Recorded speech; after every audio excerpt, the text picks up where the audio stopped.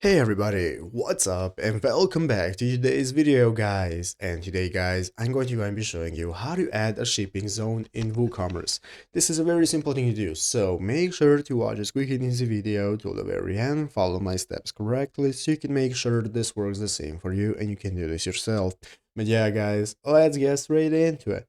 So the first thing you want to do is to go ahead and open up the official WordPress website right here at wordpress.com if you're not already, and after opening it up, you'll be greeted by this main page right here, where in the upper right corner you can get started logging into your account. So go ahead and log into your account if you haven't already, and after doing so you'll be greeted by the home page, where at the left side screen we can find all the sections we can access, such as home, statistics, upgrades, and so on.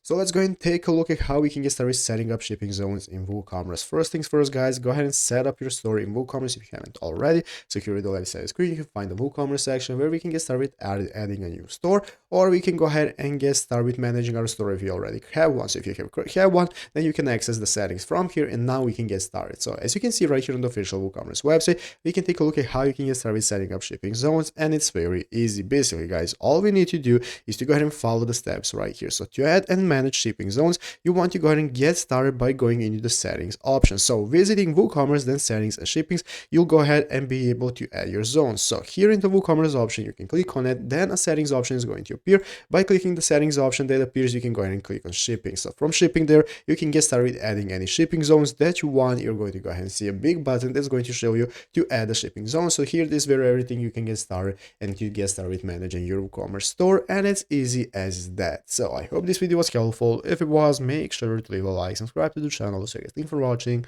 take care, and bye.